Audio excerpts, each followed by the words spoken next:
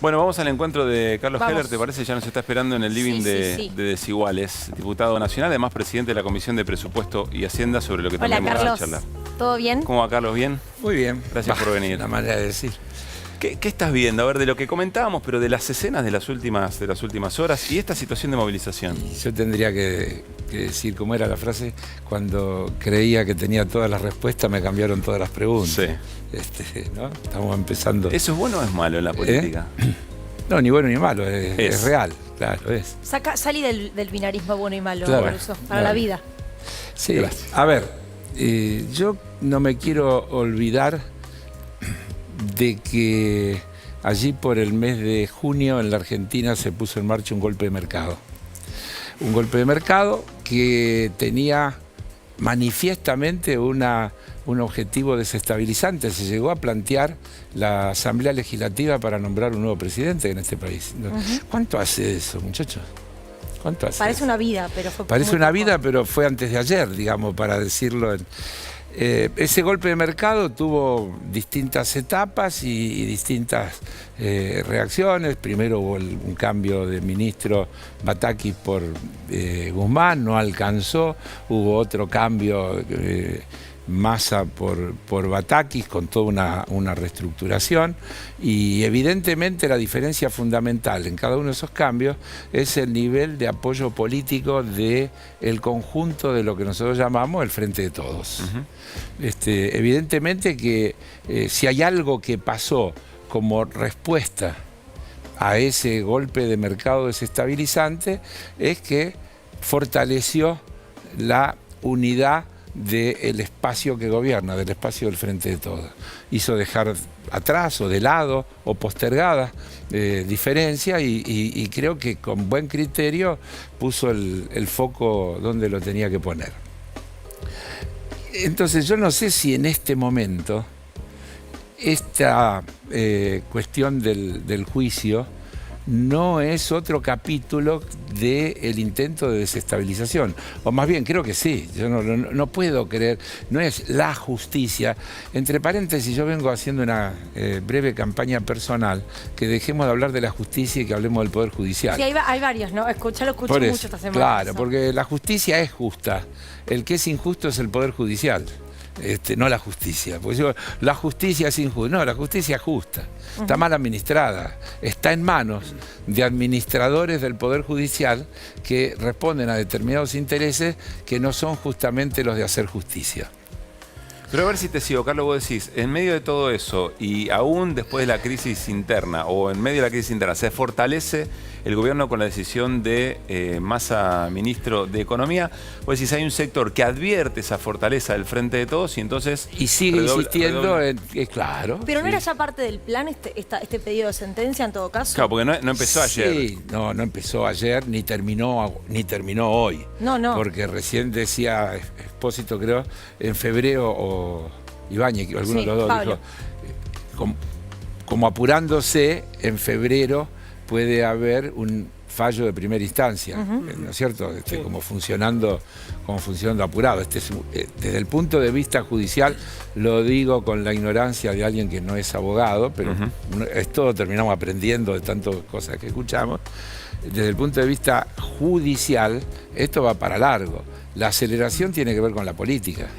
La aceleración tiene que ver con que no importa finalmente si a Cristina la van a meter presa o no la van a meter presa, sino que lo que importa es que Cristina llegue al proceso electoral condenada, aunque eso no tenga implicancia jurídica inmediata, pero tratando de que sí tenga implicancia política inmediata. Heller, me detengo en eso porque justo hoy, en la reunión del PJ Nacional, se habló de ese tema. Porque es el argumento.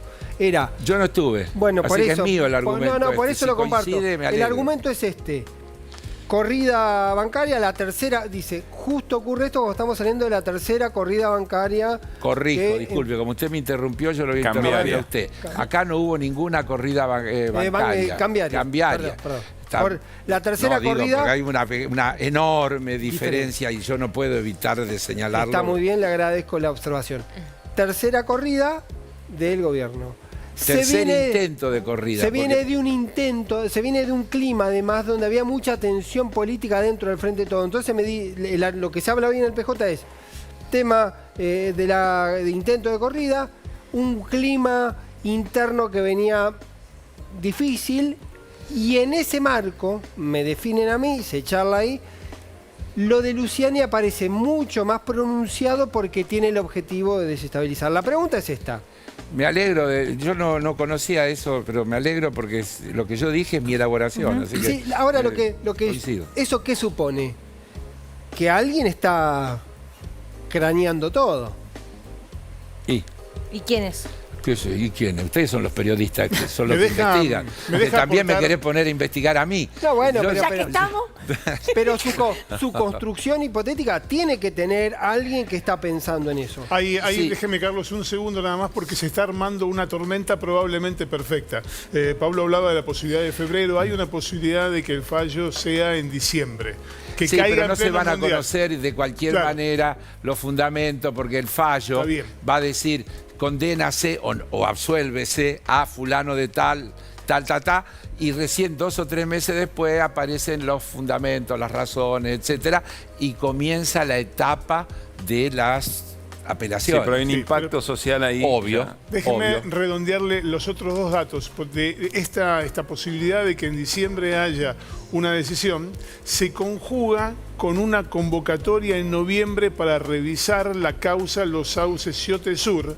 Y hoy empieza a circular que se está revisando la condena a la causa Ruta del Dinero, aquella de Lázaro. sí, claro. Entonces todo junto va a confluir a fin de año. Ojo con diciembre. Pero yo, a ver, puedo estar de acuerdo, estoy de acuerdo. Agrego, como conejo de la galera, el último día el fiscal mete a Máximo Kirchner en el tema. Una de las cosas que señala Cristina, y vuelvo a decir, no soy abogado, y cuando pide ampliar su declaración, dice, tengo que ampliar mi declaración porque yo cuando declaré la otra vez declaré sobre Sí, sí. determinadas cosas y después los fiscales agregaron un montón de temas que no estaban en la causa inicial. Y el último de los temas es querer involucrarlo a Máximo Kirchner también. Es decir, la justicia tiene algunas cuestiones de procedimiento. Cuando hay una causa, el tema es la causa, no podés. Si se Agarrar otro derivan, expediente y meter. si se No, no, derivan claro. otras cosas, deberían abrirse causas conexas, ¿no es cierto? Que van tomando distintas cuestiones. Ahora, vos fíjate que No quiero que se vaya. no me voy a ningún lado. Yo mientras no me de la eche, me quedo. hipótesis Terminamos, me quedo todo el de programa. si hay alguien construyendo todo el escenario. Sí, a mí ponerle nombre y apellido es bastante difícil. Nada, vos podrías creer o alguien podría creer que esto es espontáneo. Parecería. Yo podría decir, mirá, por deformación casi profesional, yo suelo decir, lo dije ayer en una reunión, que siempre están los intereses económicos detrás. Es decir, cuando la dictadura militar generó el genocidio, no lo hizo con un fin, como un fin en sí mismo. Lo hizo para despejar el camino, para llevar adelante las políticas que se llevaron adelante después. Vino acompañado de un trabajo ideológico, porque no les alcanzó con la represión. Y por eso recién en los 90 el menemismo pudo concretar muchas de las cosas que estaban en el discurso de Martínez de Oz del 2 de abril de 1976. Las privatizaciones y un montón del desguace del Estado, etcétera, etcétera. Es decir, el fin último es de verdad el de la puja por los intereses económicos. Es el fin último, habría que vincularlo con el embajador de Estados Unidos diciendo la Argentina tiene alimentos, la Argentina tiene combustible, la Argentina tiene litio, la Argentina, y hay muchísimas empresas norteamericanas que están deseosas de participar y están esperando que se haga la gran coalición que dijo Larreta, que el embajador lo corrige en una clara intromisión en una cosa que no debe, y después dice, lo hago a título personal, que es el embajador de Estados Unidos nunca habla a título personal. Carlos, queremos compartir con vos una imagen de los últimos minutos, tiene Sí. que ver con la vicepresidenta llegando a su casa y en el medio de la gente, a ver si podemos verla, la tengo de espaldas, pero ahí se ve, ¿no? Cuando baja, claro, cada vez más gente además, ¿no? Ahí salió del auto. Saluda. y saludando. Esto ocurre desde el día lunes, recordémoslo. Hoy es jueves, pasó toda la semana lo mismo. Ahora están movilizándose quienes estaban en el PJ hacia la casa de la vicepresidenta. Sobre el tema de la movilización permanente en distintos lugares del país, de distintas maneras, ¿qué opinión tenés? Me parece que está muy bien, es decir, hay una reacción. Ponernos a discutir la teoría de cuánto es organizado y cuánto es espontáneo, te diría que casi es secundario. Está pasando. Y nunca es definitivamente una cosa o la otra. Si está organizado, funciona si lo espontáneo acompaña. Y si a lo espontáneo alguien lo visualiza y decide darle un canal a organizarlo, es mejor. Por lo tanto, me parece una discusión menor cuánto tiene de espontáneo y cuánto tiene de organizado. Está sucediendo y está muy bien que suceda. Pero Carlos, decíamos, o jugábamos la idea en el arranque, genera un clima, genera un estado de ánimo que evidentemente va a exceder a la propia causa y lo que pase con el tribunal y con el fiscal. Y se va a empezar a meter también en el juego de las decisiones políticas del propio gobierno, sea para animarlo a tomar otro tipo de decisiones que hasta acá no tomó, o sea para evaluar efectivamente el camino del sendero hasta aquí. Sí. ¿Quiere que te diga? ¡Me encantó! ¡Gracias, Carlos! Quiero decir que hay varias charlas previas alrededor del rol de las correlaciones de fuerza entre Carlos. A ver, mientras sucede eso, yo cuando llegué, ustedes estaban mostrando a un conjunto de diputados de Juntos por el Cambio pidiendo el juicio político del presidente. Es decir, hay dos escenarios. Si no cometamos el error de ver uno solo. Ellos redoblan la apuesta, no es que se han impresionado por la movilización popular, sino lo que han hecho es, hoy salió el procurador interino desde hace, ¿cuánto hace que está interino? 3 años, 4 años que está interino, no, más. Casi 5. A cuestionar al presidente. Entonces, el fiscal dice que se siente amenazado. ¿Vos viste las barbaridades que ha dicho el fiscal sobre la persona de la vicepresidenta, sobre Máximo? Porque ha usado adjetivos calificativos absolutamente Pero espera, Carlos, inaceptables. ahí hay un planteo que hacen algunos sectores no me deja terminar ninguna idea, comunicación. No, pero para retroalimentar lo que vas a decir. Hay algunos sectores, hay algunas almas bellas de la política y la comunicación y el periodismo que dicen bueno, pero este tipo de manifestaciones, tanto del presidente como algunos integrantes del poder legislativo, del oficialismo, están teniendo una injerencia indebida sobre el poder judicial y la marcha del proceso. Pero acá lo que tenés es una injerencia indebida del Poder Judicial sobre el funcionamiento general de las instituciones. Vos tenés leyes que aprobó el Parlamento y que a los 10 minutos fueron amparadas y nunca se pudieron aplicar. Decretos que tomó el Poder Ejecutivo que a los 10 minutos fueron amparadas y no se pudieron. Vos estamos en un estado donde en realidad esto del Partido Judicial es una realidad absoluta. Porque no hay ninguna medida de gobierno que se pueda tomar si el Poder Judicial no te la deja pasar. Lo dijo taxativamente el fiscal Luciani en el alegato. Todo acto del Poder Ejecutivo debe ser revisable por el Poder Judicial. Y no es así, porque si no, vos fijate que llegamos al absurdo de que la voluntad popular de la elección de quienes lo representan termina limitada por la decisión de personas que en última instancia no tienen ese mandato popular. El Poder Judicial... Pero sí tienen que controlar los actos de gobierno. La constitucionalidad de los actos de gobierno, porque si no, por la vía de que todo lo amparo y lo pongo en lista de espera y queda ahí durmiendo, cuando Alberto Fernández va el 1 de marzo a la Asamblea Legislativa y dice, hace 2 años que presentamos el tema del decreto nuestro para los medios de comunicación, Internet, las telecomunicaciones y demás, inmediatamente un juez federal de Córdoba, de un lugar de Córdoba, hizo lugar a un amparo que una empresa eligió curiosamente realizarlo en ese lugar y que como es juez federal tiene aplicación para todo el mundo y pasaron 2 años y nadie se ocupó, la Corte no se expidió.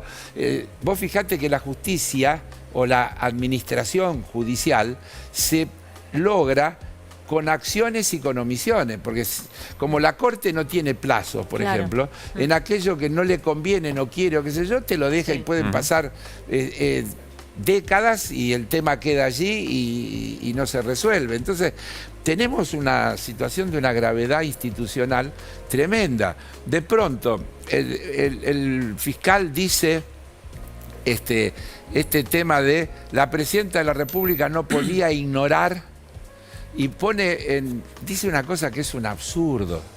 Cualquiera que ha gestionado, yo lo pensaba, es decir, yo tengo que hacerme responsable de si un cajero de la sucursal Jujuy del Banco Credicop comete un ilícito y entonces yo soy el responsable. Y además, una asociación ilícita conformada por los integrantes de un gabinete de 3 gobiernos elegidos por la voluntad popular, un fiscal puede decir que eso es una asociación ilícita. Una asociación ilícita es otra cosa, es una asociación creada para cometer un delito.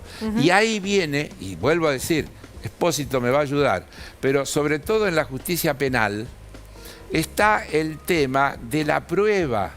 Esta gente ha invertido el sentido de la prueba e instala la necesidad de probar inocencia, cuando lo que se debe demostrar es culpabilidad. La presunción de inocencia es un derecho universal fundamental. Y en el derecho penal, a ver, voy a acudir a una cosa que todos... ¿Cuántas películas vimos y series donde todos saben quién es el que la mató, pero no aparece el arma asesina, y si no aparece el arma, no se puede... Porque el arma es la prueba del delito. Porque si no hay prueba del delito, aunque alguien... Yo vi cuando la mató o lo mató, no alcanza. Tiene que estar la prueba del delito porque está el principio de inocencia. Aquí lo tiraron todo al diablo y ellos te establecen la cosa inversa y dicen, no podía ignorar, hay suficientes pruebas, se puede inferir que es imposible que no supiera, etcétera, etcétera, etcétera. ¿De dónde sale todo eso? Carlos, te invitamos a que te quedes porque estamos en comunicación desde el móvil con Mariano Recalde, senador del Frente de Todos y presidente del PJ de la Ciudad de Buenos Aires. Recalde, ¿cómo le va? Buenas noches, buenas tardes iba a decir. ¿Qué tal? Buenas noches y un saludo a Carlos ahí. Abrazo, Mariano, abrazo. A ver, ¿por qué decidieron movilizar, entiendo, ¿no? Desde la calle San José hasta la casa de la vicepresidenta. Sí, fue transformándose, fue evolucionando una reunión que iba a ser del partido, terminó transformándose en un cabildo abierto, vinieron miles de personas, miles de peronistas y ahí mismo decidimos caminar las 12, 13 cuadras que separan la sede del partido con la casa de Cristina a venir a darle el apoyo. Y la verdad que una alegría, un entusiasmo y un despertar de la conciencia de un pueblo que parecía que estaba dormido pero está firme para defender a Cristina, defender sus derechos, defender la democracia, que es lo que quieren llevarse puesto con esta pantomima de juicio transmitido por cadena nacional y tan berreta, tan carente de pruebas, de imparcialidad, carente de ecuanimidad. Como lo decía Carlos recién, lo estaba escuchando. Ahora, Recalde, ¿para qué se despertó? Digo, ¿se despertó para quedar en estado de movilización por un tiempo largo? ¿Para concluir en una gran marcha? ¿Para qué? Para muchas cosas. Primero para brindarle el apoyo a Cristina y estar junto a ella. Pero además, ella decía también que con este juicio, con este ataque, lo que buscan es condicionar a los demás, ¿no? Si se meten con Cristina, que el resto no se anime a hacer lo que ella hizo o seguir los pasos de ella. Mariano, que le tengan miedo, ya terminó la idea, que tengan miedo a las tapas de Clarín o a una denuncia falsa de un fiscal. Acá el pueblo y el peronismo está en la calle para quitarle el miedo a todo el mundo, para que no nos condicionen desde una tapa de un diario o de una fiscalía. Mariano, hay sectores del propio Poder Judicial, de la institución judicial, también de la oposición, que lo que dicen es, bueno, esto lo único que hace es, por parte del oficialismo, intentar condicionar el proceso judicial y la administración de justicia de otro poder del Estado. ¿Qué se responde a eso? Es una payasada todo lo que está ocurriendo. No hay administración de justicia en este caso. No hay jueces, fiscales y macristas jugando fútbol en la casa de Macri, tomando mate en plena audiencia, mostrando que son del Liverpool. no dejándola defenderse, no dejándola expresar, metiendo prueba por la ventana. Esto no es un juicio. Acá estamos discutiendo otra cosa. Acá hay un pelotón de fusilamiento, como dijo Cristina. Acá hay un ataque político de un partido que es el partido judicial, como antes estaba el partido militar. Hoy inventaron, hoy utilizan como herramienta el partido judicial. No son jueces, no es la justicia. Así que si es una discusión política, vamos a dar la discusión política. La última de mi parte, Mariano, ¿qué consecuencias concretas en la dinámica política de los tiempos que vienen, que van a ser muy intensos, por cierto, tiene este estado de movilización? Bueno, la verdad que evoluciona día a día. Te decía que ayer no pensábamos que iba a terminar en esta gran movilización hoy. El sábado estábamos convocando y vamos a estar alertas y movilizados, como hoy definió el Partido Justicialista Nacional, para estar en la calle cuando lo disponga Cristina y Alberto. Perdón, ¿cuál es la movilización del sábado? El sábado estamos convocando a las 15 horas en Parque Lezama a un gran encuentro de todo el Frente de Todos. Hoy fue el Partido Justicialista, pero el sábado, junto con los demás partidos que integran el Frente de Todos, el Partido Solidario que preside Carlos Heller y los 23 partidos que forman parte del Frente de Todos en la Ciudad de Buenos Aires, nos vamos a concentrar ahí en Parque Lezama para darle el apoyo a Cristina y decirle no al lawfare. Gracias, El Recalde. martes el PJ Nacional convocó una reunión con las autoridades de todos los partidos que componen el Frente de Todos. También está convocado el martes. A nivel nacional. A nivel nacional, así es. Recalde, gracias por su tiempo.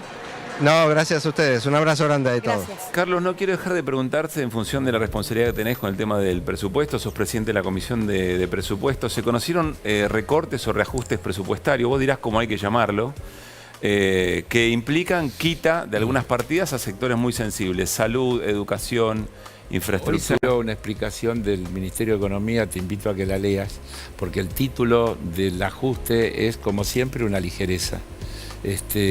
Por ejemplo, en el caso más notable de los 50.000 millones de pesos de educación, es una partida destinada a la compra de notebook para el plan Conectar Igualdad. Y, hay infraestructura escolar también, ¿eh? Hay infraestructura escolar. No, básicamente es el Conectar Igualdad. En el Conectar Igualdad lo que hay es una partida que los proveedores no están en condiciones de entregar y que se transfirió al primer trimestre del año que viene, donde se van a recibir 1 millón de netbooks para el desarrollo de este plan. Y lo que ha habido, a ver, voy a hacer un poquito de memoria. No hay presupuesto, porque los que cuestionan ahora el supuesto recorte nos negaron la aprobación del presupuesto. Lo que hay es un presupuesto del año anterior que el Poder Ejecutivo, por DNU, fue aplicando partidas ampliatorias en función de la inflación y de un montón de cosas. Y ahora lo que hizo es una reasignación de algunas de esas partidas que tienen que ver con esto. En el caso de este en particular, te vuelvo a repetir, todos están explicados. Hoy hay un comunicado del Ministerio de Economía que es largo, donde hoy a la tarde explicaron en detalle cada una de esas reasignaciones a qué se corresponden. Al mismo tiempo, habría que decir todos los otros datos que nos está arrojando la economía, que no tienen que ver con una política de ajuste. El récord de capacidad instalada utilizada, el récord de producción manufacturera, el récord de exportaciones, el récord de exportaciones agroindustriales. El récord de importaciones agroindustriales. En la mayoría de las cosas ya estamos llegando a niveles prepandemia, es decir, que se ha recuperado todo lo que se perdió durante la pandemia. Entonces, aquí también vos tenés dos cuentas. Si mirás desde lo que falta, acá faltan muchas cosas. Si mirás de dónde estaba y lo que se ha hecho, te digo que se está avanzando y se está avanzando en el sentido correcto. Ayer el presidente de Francia hizo una declaración, no sé si la vieron. Se terminó la época de la abundancia, viene la época de la economía y la recesión y no sé qué más, porque tenemos que resolver el problema de la inflación. La Argentina tiene un problema endémico y voy a ser lo más claro que se pueda al respecto. no se puede, vos me lo escuchaste decir infinidad de veces, ninguna política puede ser exitosa con estos niveles de inflación. Y estos niveles de inflación son de una complejidad tremenda, porque en el mundo cuando la inflación llega a 2 dígitos, se arma un lío como hay en este momento en el mundo, y nosotros estamos cerca de tener 2 dígitos en un mes. Entonces, la gravedad del tema es inusitada. Cómo tomar medidas antiinflacionarias que no vayan de la mano de un shock recesivo es un arte. Porque si Estados Unidos sube 3/4 de punto la tasa de interés, el subtítulo es recesión. Si el Banco Central Europeo sube medio punto la tasa de interés, el subtítulo es recesión. Porque es así, la historia marca eso. Entonces hay un estrechísimo sendero, muy estrecho, de cómo te moves entre esas exigencias del mercado con el que tenés que lidiar y negociar y la necesidad de la gente. La historia es que cuando te inclinás más por el mercado terminás perjudicando a la gente. Entonces ese equilibrio es el que va a definir si las políticas terminan siendo buenas o malas, y no tiene respuesta hoy. Equilibrio que está haciendo ahora Sergio Massa, ¿no? Equilibrio que viene haciendo el gobierno desde que asumió. Bien. Y que se bancó la pandemia, la guerra y todas las cosas que se bancó. Hay que verlo en ese contexto y entender todas esas dificultades. Es maravilloso eso que tenemos de fondo, es maravilloso que que el pueblo se esté movilizando, y no tratemos de adivinar dónde termina. Es un buen dato que esté pasando. Gracias, Carlos, por haber venido. Gracias. Gracias a ustedes.